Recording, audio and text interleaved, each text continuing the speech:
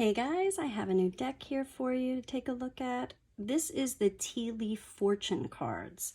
I'm going to show you the name because I continuously mutilate beautiful names, so I've decided not to do that anymore.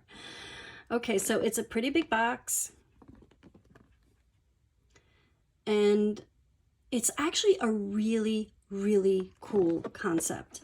So the author of this deck is a tea leaf reader, and really, if you read the story, it really is an amazing story about a woman who grew up just surrounded by the energy of being, her aunt taught her how to read tea leaves, her father was really into open-minded belief systems, so she really kind of was submersed in this, and she wanted to find a way to help people who didn't want to memorize all the symbolism for tea reading and all of that. She created a system for them.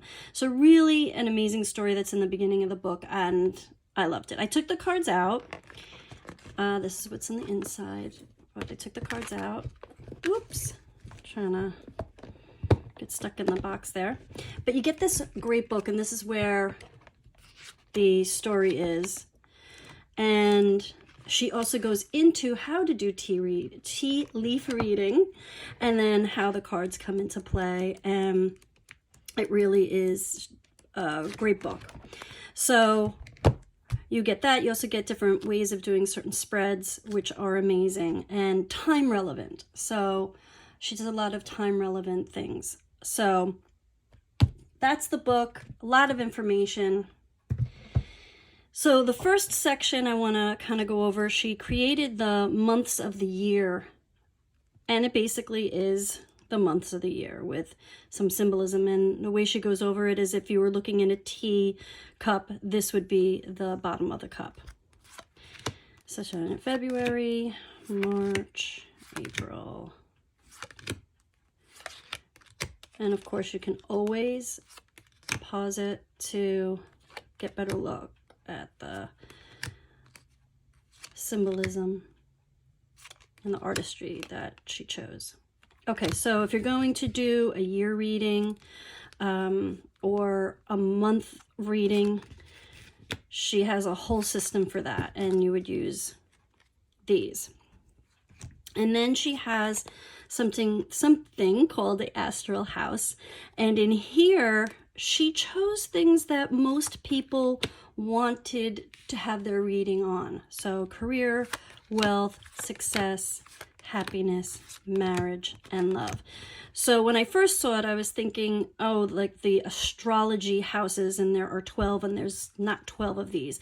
That's not what she's talking about. She's talking about what most people want to know about. Here are the cards for that. And then she offers a lot of cards. So I'm going to flip through them, and they're not in all order, or there's or she divided it. I think I tried to put it exactly the way she had it, but I'm going to go through quickly because there are a lot of cards. But of course you can always stop it, but I just want to kind of point out. So here's the name, this is the symbolism that would be in the bottom of the cup, and here is the information about that card. And then if you want additional information, she has it in her book. Okay, so let's go. Hopefully I won't drop them.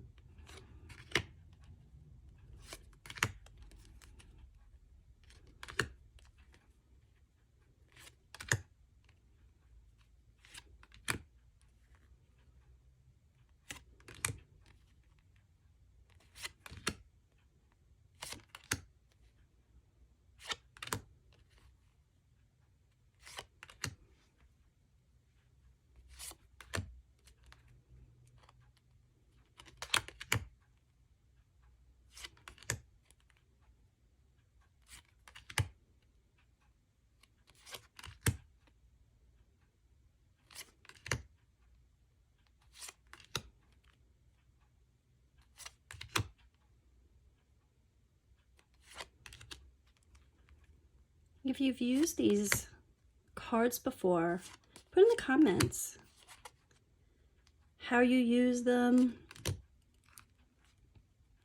what kind of spreads maybe you used besides what's offered in the book.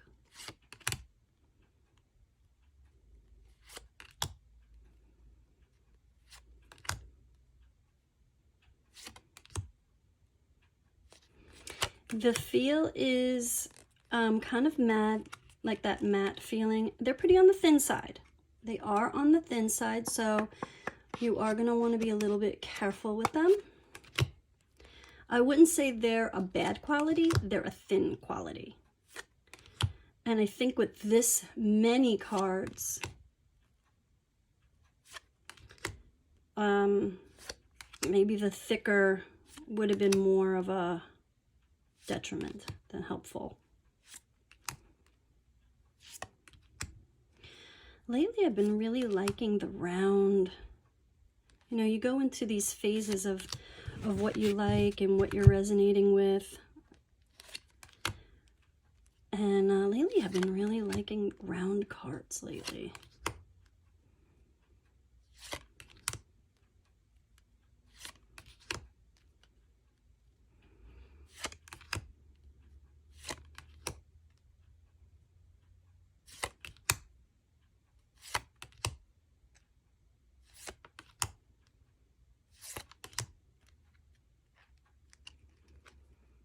In the book, she had said something like there were 3, I could be wrong, but I think there was like 300 different symbols for when she reads tea leaves. And this is 100 and something. I'm sorry that I don't have the number offhand, but it's 100 and something cards.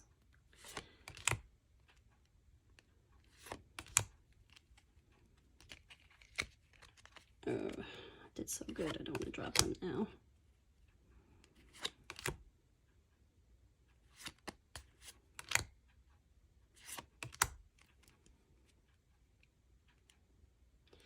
Did have my coffee grounds read once by a friend of my mother's, this wonderful Greek woman.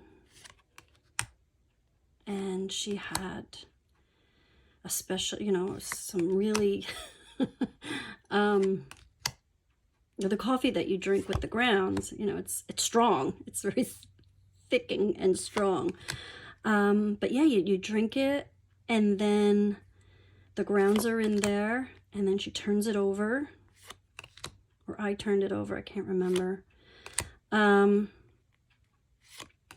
then she turned it around and looked at it, and it was like she was just reading from a book.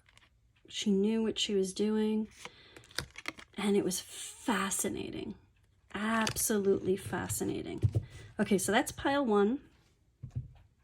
I've yet to get my tea leaves read, but I would love that. I'm assuming that it would be similar to coffee ground reading.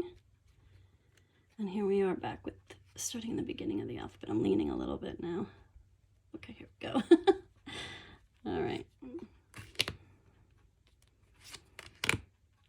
If you guys ever had your tea leaves read, or if you have your coffee grounds read, let me know. Let me know your experience. Mine was great.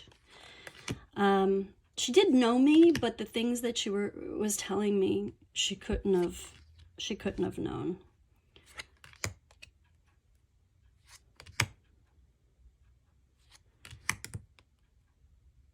It's fun, it's different, and I love learning, even if it's not a modality that I may use. I love learning how other people tune in to the divine. There's so many, it's limitless, really. I mean, it's just limitless how you tune into the divine, if it's cards or numerology or coffee or tea leaves. You're tuning into the divine.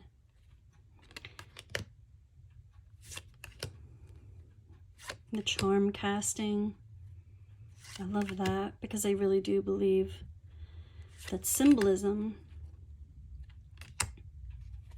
is so important.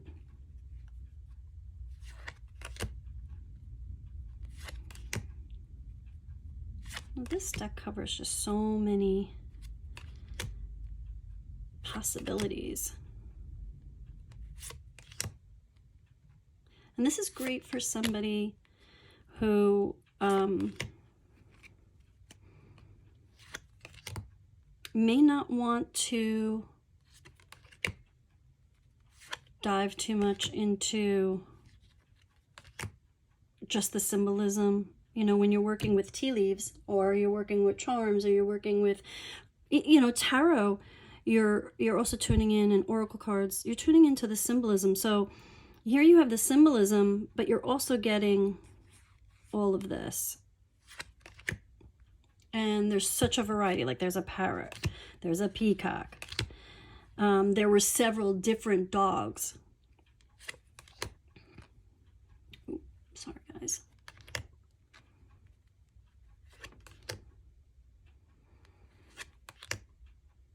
But that's me. That's the way I really believe in symbolism. Because I think symbols are all around us. Just waiting for us to notice, to tune in. It's like a book. Have you ever had a book? Or I'm a big book lover, so. And you have a book, and you buy the book. You get it home, you're like, this does not resonate with me at all. Why did I buy this book? And then you put it on your shelf, or you put it away. And then like a year later, you're like, oh, look at this. How did I not read this before? Like, I don't know how that goes with symbolism, but I'm just saying that everything is around you, and sometimes you get it, not because you need it at that time, but maybe forward thinking, you know, in the future you may need it. Something within you knew that you would need that in the future. Get it now and hold on to it.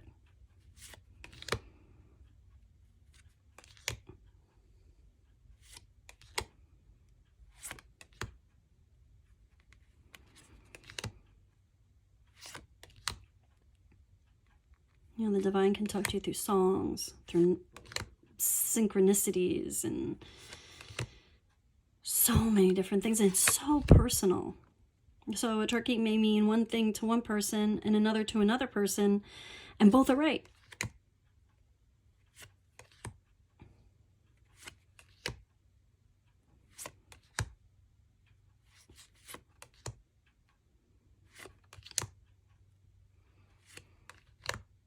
So you can also say, okay, there's a wall, and under here it can say misunderstanding, but during the situation of while you're reading it, or the wall has never meant that to you, you can say, well, that means this to me.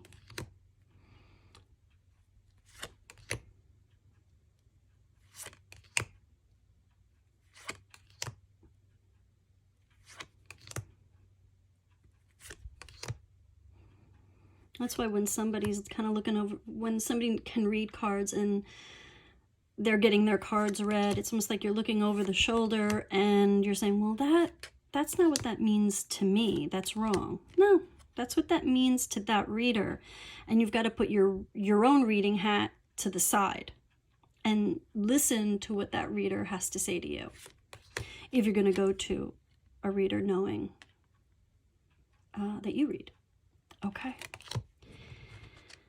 So this is a real intense deck. It's just got so much that you can do with it.